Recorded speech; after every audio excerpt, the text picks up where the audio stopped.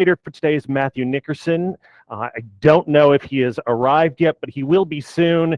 Matthew's going to be manning the chat because I'm going to be going back and forth through lots of tabs. He'll be posting the bit.ly attendance link. Please make sure that you fill that out when it does come in. And in a little bit, when Matthew gets here, he has, we think this is going to work. He has created a Google form that you can fill in that will enroll you in my sample Brightspace course. So changing plans. Changing plans, Matthew, yes, you're here. Yes, sorry, I got out of my last session late.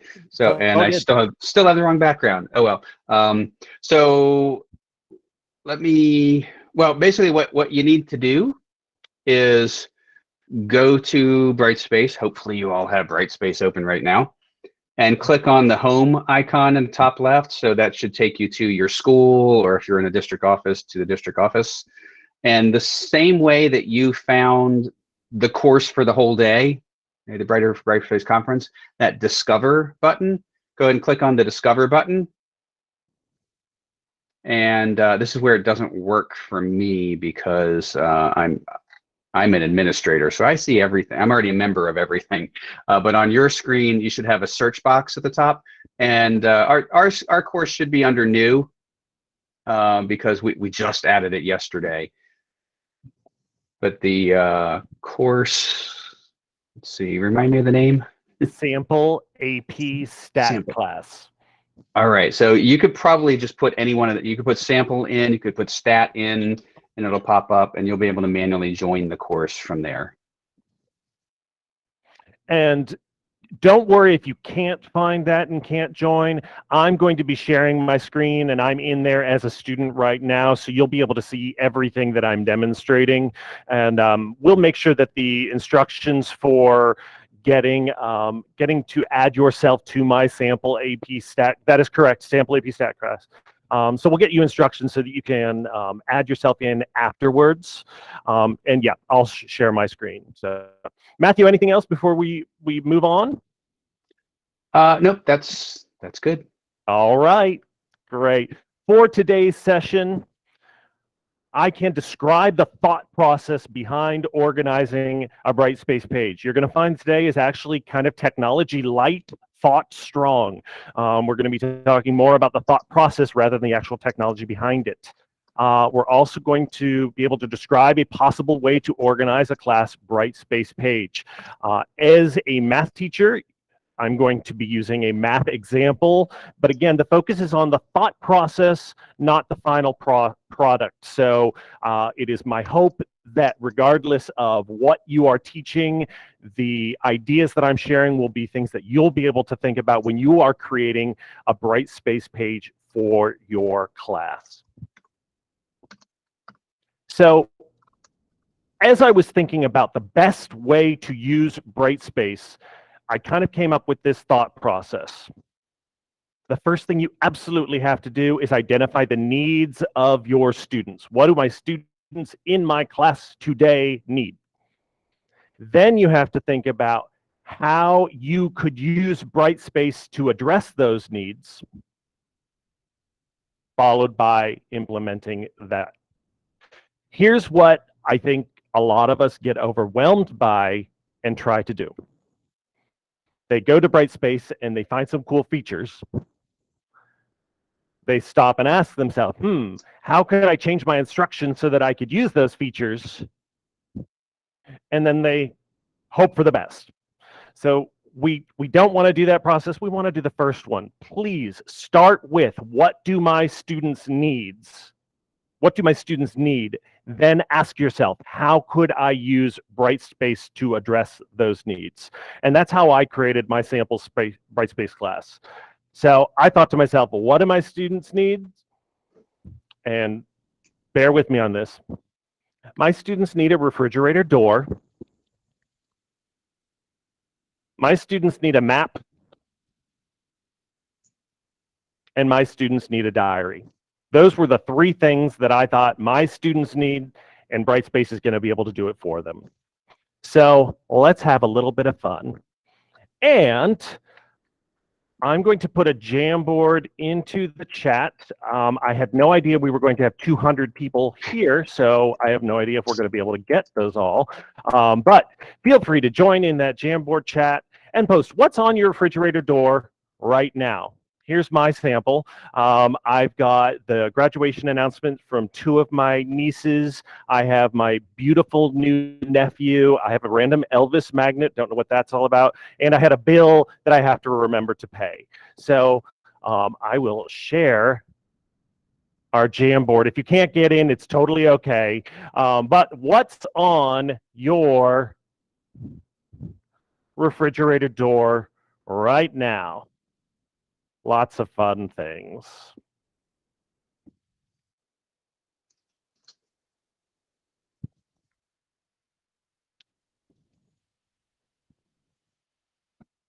And like I said, this is just fun. I had no idea we were going to have 200 attendees, so all good if you can't get into the Jamboard. But we can see lots of things, both from celebrations, things to remind yourself of what to do, certainly a calendar, absolutely, a jury summons, something that's coming up, absolutely. That's kind of what I was hoping for. Thank you so much. So we want to think of Brightspace as the refrigerator door for your class. In other words, we need to give your students easy access to the important stuff. So let's go into my sample Brightspace and see how I do that. If you are able to join the Brightspace, you want to join it. It's called Sample AP Stat Class. If you can't get into it, totally fine. I'm about to share my screen and show you what it looks like. And you'll be able to join later. I'm going to keep that class open for several months so people can go in and explore. So let me share. So here's my sample AP Stat class. I've joined as a student, so I'm going to show you what it looks like from a student's point of view. And the first thing I want to do is go into this Content tab. Right now, I only have one module visible. This is the course resources, what I think of as the refrigerator door for my sample class. And you can just click down on it. Students can access it any time, whether they are in school working on a Chromebook or at home. They can see, oh gosh, here are the important dates, whether they be homework assignments or upcoming tests or quizzes, or because this is for an AP class, I always put the AP Stat exam right on there. I've got a link to the personal progress checks, which is kind of like an ongoing assignment that I use with my AP Stat class. If you've got a project coming up, maybe you want to post the schedule for your project. The formula sheet is something that I put in there, all sorts of options for the kids. These are the things that they're going to be referring to throughout the year. So if you have any sort of formula sheet or a rubric that you're going to be referring to frequently throughout the year, a great place to post it would be in your Brightspace page, so both students and parents could be familiar with it. I put in here with my contact information, my room number, my schedule. I put a link to the syllabus in there so that students could download a copy of the syllabus. And I also have a website that I know my students would use frequently throughout the year. So I put a link right in there. Kids just click on open link and it would take them right to a new website that they would use frequently. So this is what I think of as that refrigerator door. Here are the things that I want my kids to have easy access to. They never have to wonder, where do I get a copy of that formula sheet? Or where do I get a copy of your schedule? It's always going to be here. It's always available for them.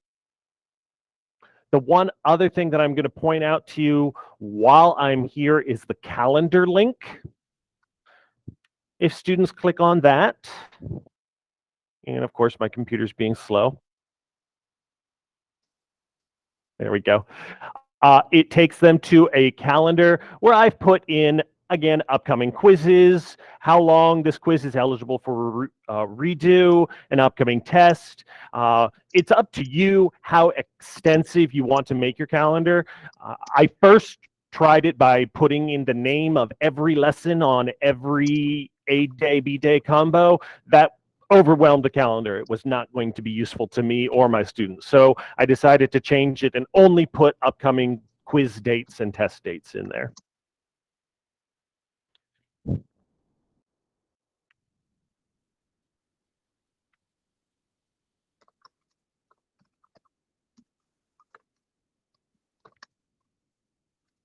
So what I'd like to do now is a chat waterfall. I don't know if you're familiar with that. I'm going to ask you a question. You're going to type your response in our Google Meet chat. And then I will count down 3, 2, 1. And when I hit 1, that's when you hit enter. And we're going to see everybody's responses all at once. And it's going to be a big mess with 200 people. So again, I'm going to ask a question. You're going to type your answer in the chat. Don't hit return. I'm going to count down 3, 2, 1. You're going to hit return, and we're going to see everybody's answers all at once.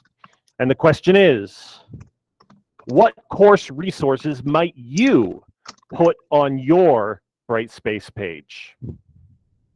So in the chat, don't hit return yet, but what course resources might you put on your Brightspace page?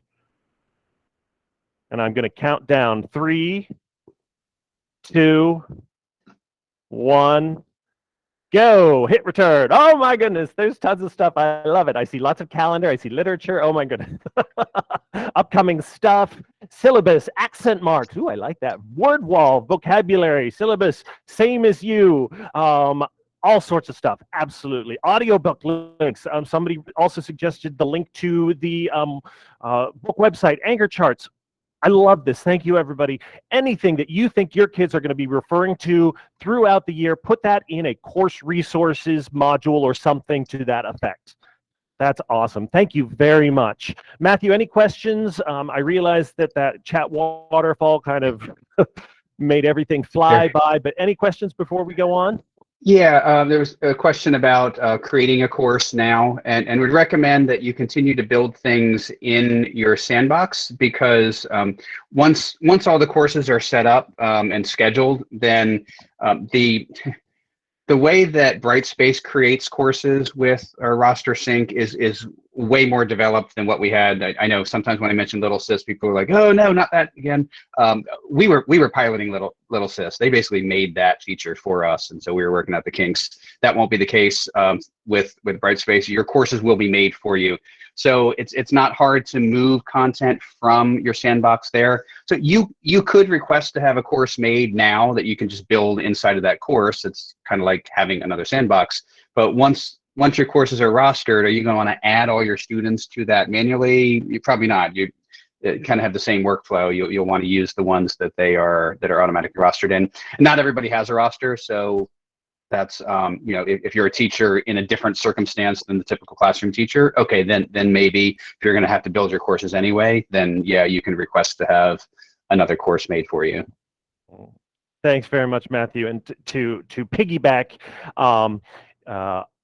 everything that you are seeing in this sample course that I created in my sandbox and transferred it actually just yesterday when this class was created. It actually was not as difficult as a process as I was afraid it would be. It was fairly straightforward. So thank you so much. For John, it was what, like 24 hours ago we finally got the course created for you? It was 24 hours ago. Yes, it was about this time when I was like, I need to have a course. So it was able to transfer fairly easily. So, all right. So moving onward. Next question for you. Again, we're going to use the same Jamboard, but if you have lost the link, there it is. Same Jamboard. On the second slide, the question is, how might students use Chromebooks in your class? Don't worry about Brightspace.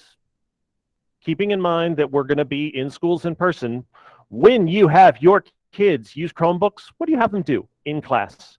All right. So this is on slide 2 of our Jamboard. Let's see what you got. I've got some kids doing research, taking polls, recording their speaking, Nearpod, Jamboards, forestation. games, video demonstrations, formative assessments, of course, writing papers, AP Classroom. Oh, absolutely. Desmos. Anybody who knows me knows Desmos is my thing. Delta Math, Jamboards. Oh my goodness, this is fabulous. Thank you all so much for these great ideas of things that you might. I'll give you just a few more seconds.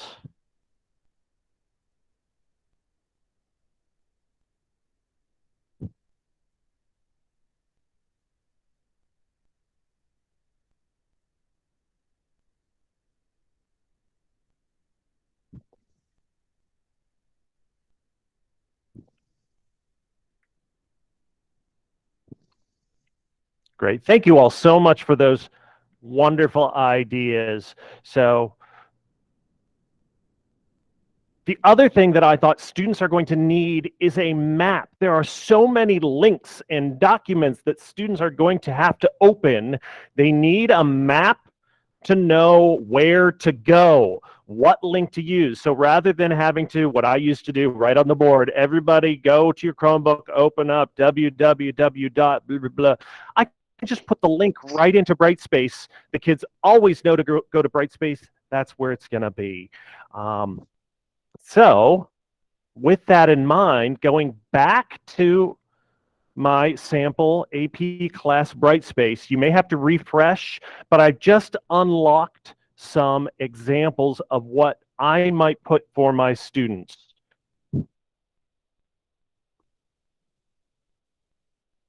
You'll notice down the side now I've got some class dates opened up, and then I would develop the routine with my students. Anytime we're on Chromebooks in class, you find today's date, you open up that module, and those are the links for the class today. And this was very straightforward. I just copied the hyperlink into an HTML document right on Brightspace. If students click on that, on either one of these, it takes them into either a Desmos activity, a Google form. It could take you to a YouTube video. It could take you to AP Classroom. There's all sorts of things. But any links that I would expect my students to use in class on that day, students just know. They just click on there. That's what they're going to need to know to save me that precious time so I'm not running around the class and answering questions. Where do I go? Where do I go? Where do I go? It's all going to be here.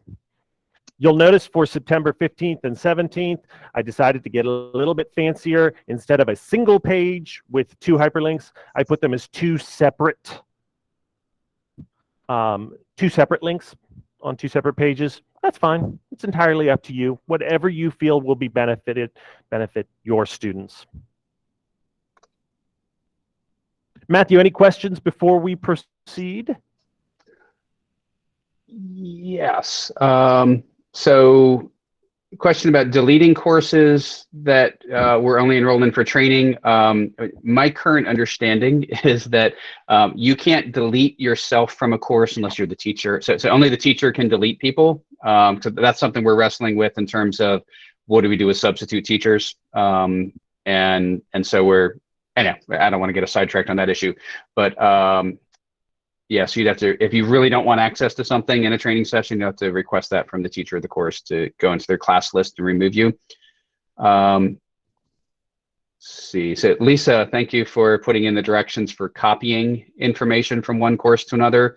Under course admin, there's an import, export, copy components. There's also a copy the whole course. So you can select individual components to move over. And then YouTube. Essentially putting YouTube videos inside of anything else doesn't get around access issues. So if your students can access it directly in YouTube, they can access it somewhere else. If they can't access it in YouTube, putting it in another platform doesn't get around that. So no, you don't need to load them inside a Google Slide. Really, the easiest thing to do is we're recommending you link to things as much as possible, more than embedding things. It's kind of cool that you can embed things, but when you get down to the size that's left over on a Chromebook on their screen, once you have the content table of contents on the left and the stuff at the top of your screen, it's unusual to have a situation where we want you to embed things. So just being able to have the link to YouTube and documents is probably the best practice for that. If you have multiple sections, can we add an assignment or link once across all the sections? The current plan, and I don't know if things have been finalized here, is like if I teach 6 Algebra 1 classes, instead of having 6 different courses in Brightspace, you have the ability to create sections and assign students to sections. So you might have one Algebra 1 course with 6 sections worth of students in there. So that streamlines. If you don't do that, if you have 6 different courses, yeah, you're going to have to copy it to each one. And so that's why we're looking at that other model of all of your students for algebra are all in one course, but there's ways to send things to everybody or send things just to one section at a time. Thanks, Matthew. There was something you said that made me think I wanted to talk about it, and it's gone. So we'll come back to it hopefully. But again, here's like your map. Kids, these are the links that I need you to access for today. For example, September 13th, 14th, I only have one link because everything else I'm going to be doing is using manipulatives or pencil and paper. So, you know, again, just quick one-stop shopping, a map so students can find what they need. You know, you will notice that I've chosen to organize the modules of my course by day. That for me made the most sense as I was thinking about my course, because some lessons lasted several days, whereas other lessons were like even half a day. And I just thought, for the sake of my students, as well as for the sake of parents, it was easier to organize it by day, since they might not necessarily know what lesson we are working on at any one time. You might decide it would be better to organize it according to unit, textbook section, however you feel. But I really like this, so that the students can go, oh, today's September 9th, boom, click on that, I know where I'm going. You could also choose to hide any of the links for today's class. For example, I'm going to unview as a student. I could go in as a teacher and say, gosh, it's not September 9th anymore, so I'm going to hide those links because my students don't need to see those links. I don't want them to get distracted. And then when my students come in,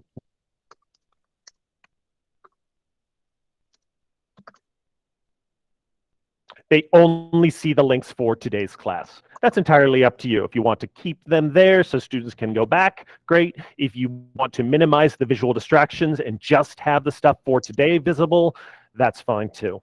One other thing that I want to show you, which is really kind of cool, if I'm going in there as a teacher,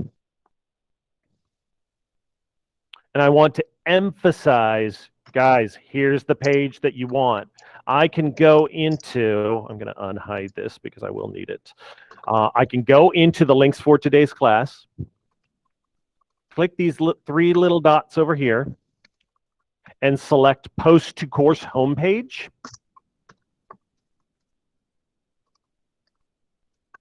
And I can say, hi, everyone. Here are the links you'll need today. And then I can post it. Now when my students go to Blackboard, and the very first thing they do, they'll see is the course home. There is a post right on that front page that the kids can say, oh, links for today's class. Boom, they click on it. It takes them right to that page with that link or that collection of links that they will use. So a really nice way to save that class time. What day is it? What day is it? Just post it to the course homepage. The kids know, oh, I go to class, I click on that. Here's the links that I'm going to need for today. Matthew, any questions before I proceed to our next? Yes, stay right on that side. And I apologize. I've been answering questions, so I may say something that you just covered. But Sure. we had a question, just a general question about adding things. And right on your screen right now, at the top on the left, it says new units. But then on the right-hand side, there's a create new button. And one of the new things you can create is a lesson. So Brightspace calls the very top level of organization a unit, and it calls everything else a lesson. But those lessons can actually be another folder within another folder within another folder. So you can nest as much as you want. So you can have a lesson inside of a lesson inside of a lesson inside of a unit. And it's only that very first one that's the actual lesson. Everything else is a container holding a larger quantity, if that makes sense. So you'd create the top level by clicking new unit on the left. Anything after that that goes inside of that unit, you're going to select add new and choose lesson. Or create new, sorry. I just, and then I could create new, HTML. Hi.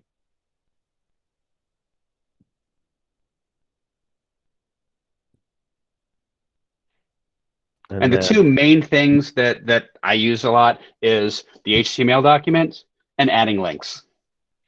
Those is kind of what the simplest way to go. I found exactly the same thing, Matthew. HTML documents when I wanted text, and links when I just wanted a link to another page. So, thank you so much. I'm going to I'll delete this because why not? Do I have to? Bye-bye. And then Andrew, posts, you mean posts on the course homepage? Or do you mean like content like we're looking at now? Like when he wrote the message. Yep. So if you have any page within here that you want to emphasize it, just click those three dots. And well, I can't do it because this one's already posted to my homepage. Three dots and select post to course homepage. And that will make that page, a link to that page, show up on the home page for the course, which is the very first thing that students see when they log in. All right, let us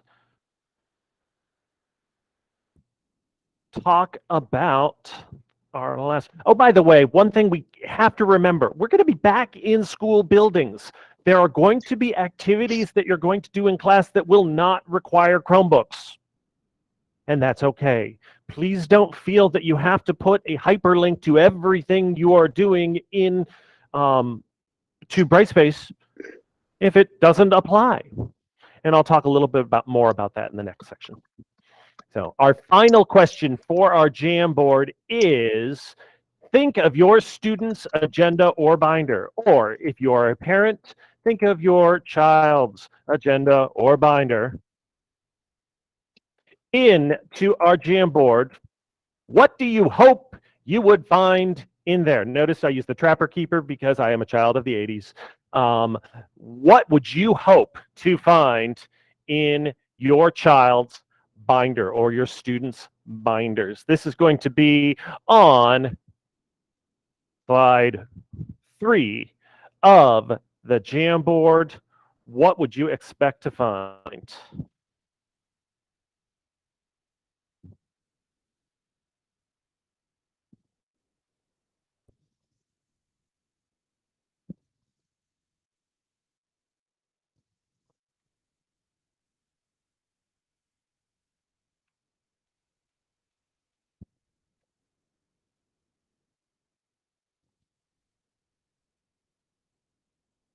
And I apologize, I'm not commenting on what I see because I'm going through and getting my Brightspace course ready for the last thing I want you guys to see.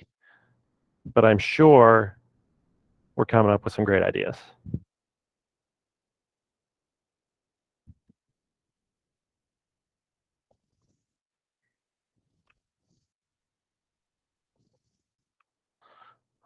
Due dates, paper dividers, calendar dates, papers, a hot mess, absolutely. Or as I like to say, a mess that has been heated. Absolutely, yes. All sorts of great things. Homework, important dates and notes. Oh my gosh, yes, absolutely. These are all the things that we want to see in our students' binders. And here's where we want to think of Brightspace as a diary. We want to think of it as a record of what they've done and what's to come. And that's both for them and for their parents and their families at home, so that they can also see what their students have done in their class. So going back to my Brightspace class, while you were working, I indeed put in a few more things. So if I go back into the content, you'll notice I've hidden the links for today because we're not in class. Now we're at home, and the kids can go to any day and they can see a summary of the lesson with hyperlinks to the notes or the activity. They can also click on a link and see the homework that's due that was assigned that day, and then the due dates for when it's coming up. You'll notice for the very first day, I put a link to the homework answers because, excuse me, I'm in the middle of a presentation. Can I check with you later? It's right next door. I'm afraid I don't. Sorry. Of course, I appreciate it. Sorry about that, everybody. So yeah, I posted the answers to the homework the day after they were due because I wanted to encourage students to go back and review those answers. Whether you choose to do that, it's entirely up to you. Again, links to the notes, links to the activity we did. Here's the homework. And again, once I got to September 15th, 17th, I started to get a little bit more adventurous. I summarized everything on the unit, if you will, and then underneath were links to the actual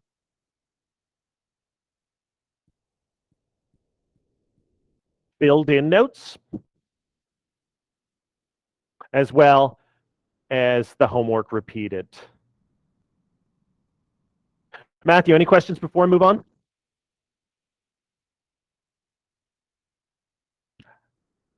Have I lost people?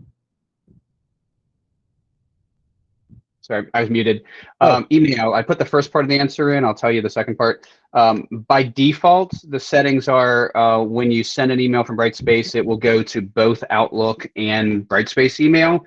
Problem is, when I receive your Brightspace email in my Outlook and I go to respond to it, there's no message that comes up telling me that I'm not actually sending it back to you. You can't respond through Outlook to a Brightspace email. So you can change your settings so that you don't get that there. So you only get it in Brightspace where you can actually respond to it, or you can leave the settings there. So at least you're getting a note. Like if you're not in the habit of looking at the other email, at least in your Outlook, you'll get a notice. But that's the glitch, is that you can get it sent to both, but you can only respond to the one inside of Brightspace.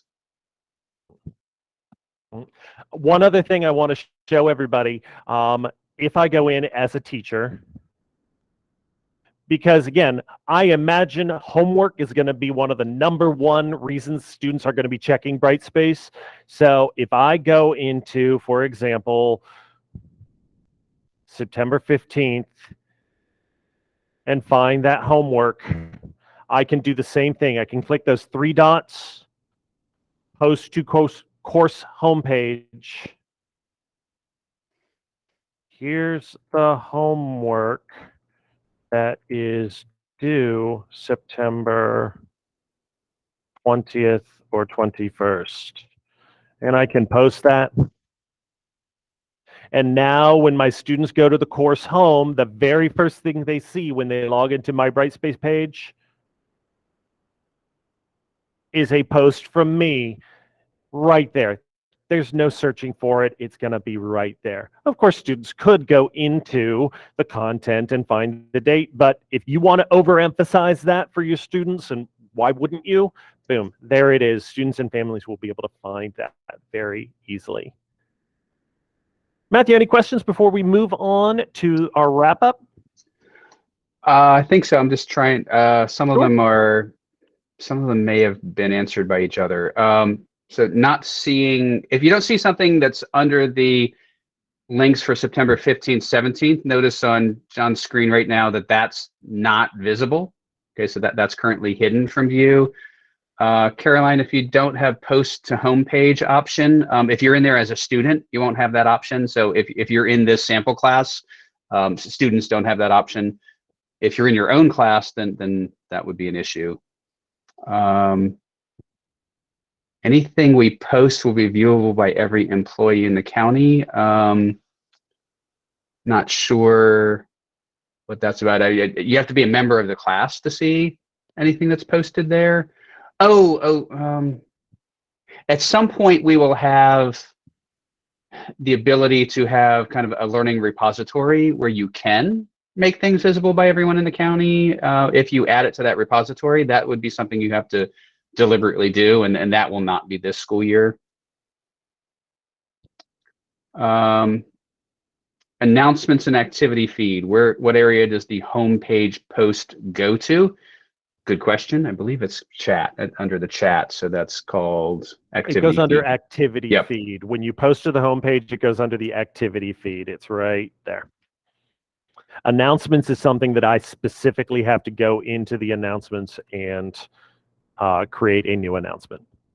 Yeah, there is, like at the top there, there's also an announcement tool. So most things that you can do in context like this, I'm on my homepage, I want to make an announcement on my homepage, I can do that right from my homepage.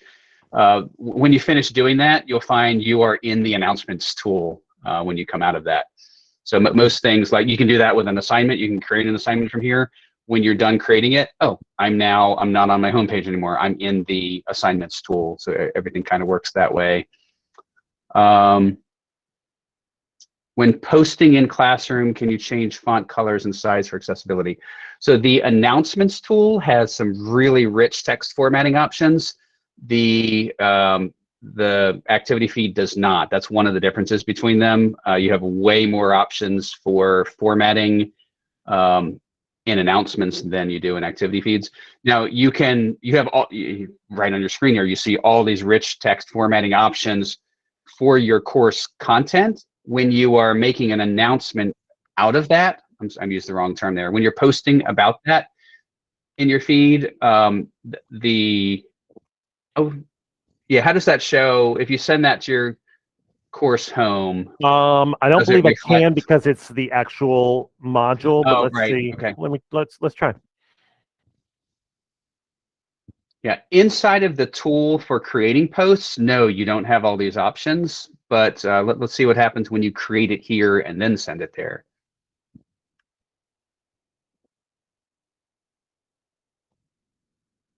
So the message, there's very little formatting. I can bold and italicize. Oh, I can do an emoji, which is kind of fun. Yeah.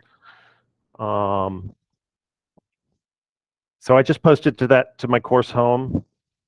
Anybody else want to know which emoji is disappearing after this morning session? I haven't gone to look, but. So no, all it does is just create a link, which takes you back to my course. But then, of course, that has the new formatted type. Yeah, I just saw the question also, will there be lessons for students to learn Brightspace? I don't know. I know Tracy Brown was in our session earlier. I don't know if she still is. She was just showing me yesterday resources that she's building for all of our students. So yeah, the Office of Instructional Technology is working on that. It's been on the back burner because we want to get you all prepared first. And next up is, what are we going to offer for parents? What are we going to offer for students? But yeah, we have some ideas, but you all have been our focus first. Thank you very much. All right, we're running a little low on time, so I'm going to go out of order to make sure that I can get everything that I wanted to do with you all. So just as a reminder, we talked about that thought process, very important.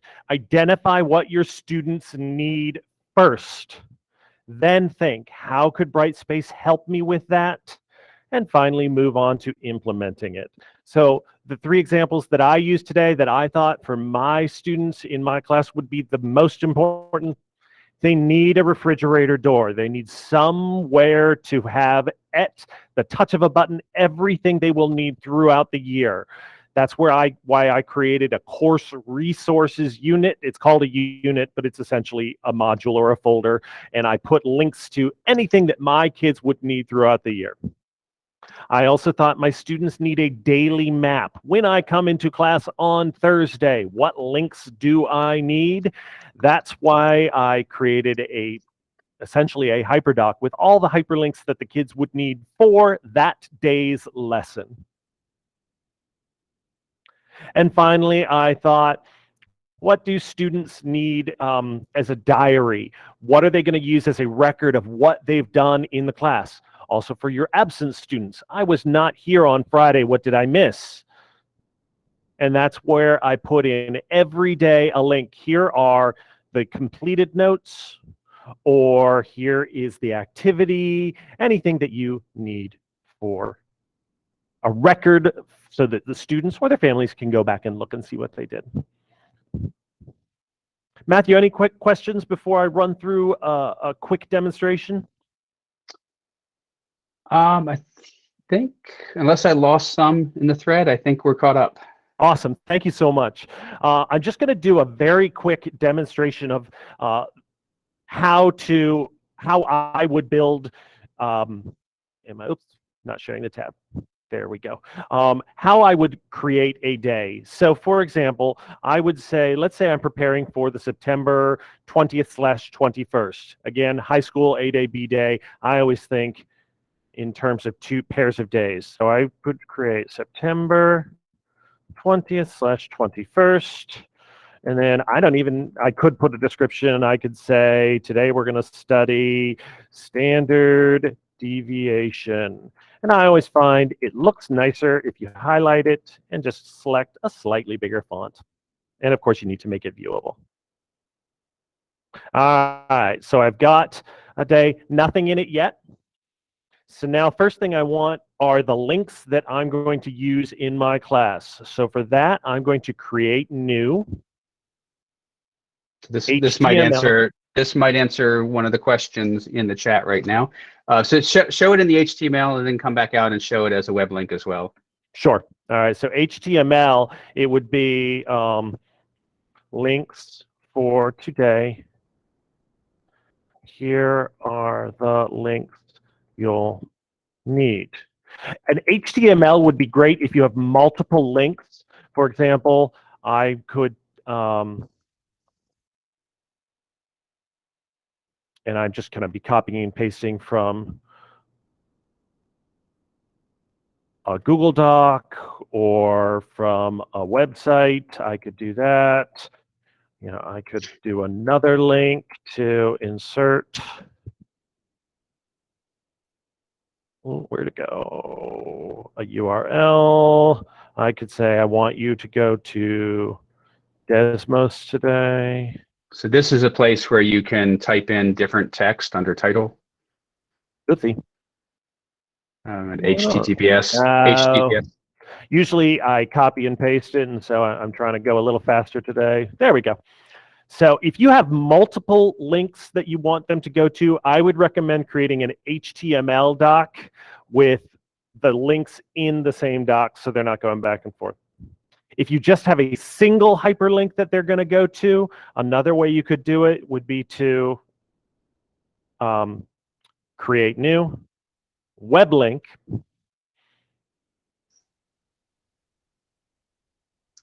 Oh, you know what? I'll just copy and paste the Google one.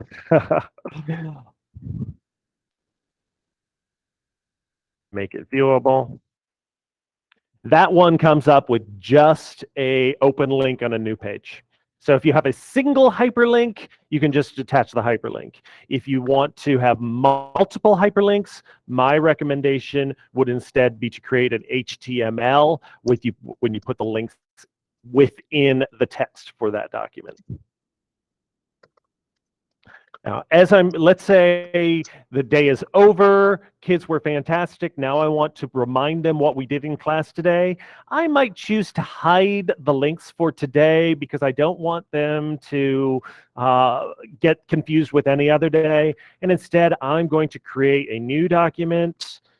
I'm going to do a new document, notes, and I can say, here is what we did today. And again, I could go into my Google and I could copy anything I want. I could either just copy that. If I want it to look prettier, I can do insert a URL. This assignment. Oh, can't spell. My apologies. Make it visible. Also want to make it a little bigger. And now kids have a link to what we did today. I could repeat that process for the homework where I could put the homework. I could choose to add it to the HTML of the same thing.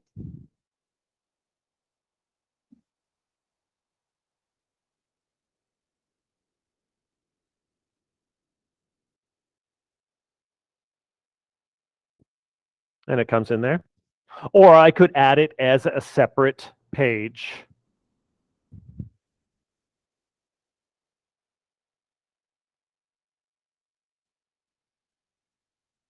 There. I kind of like adding it for homework. I kind of like the idea of adding homework as a separate page because, again, I can then post that to my course homepage. So there's just that double visibility. I don't know if that's a word or a term, double visibility. But it's posted right on the student's course home so they can see it right there. And we are about done. Matthew, before I wrap up, are there any final questions?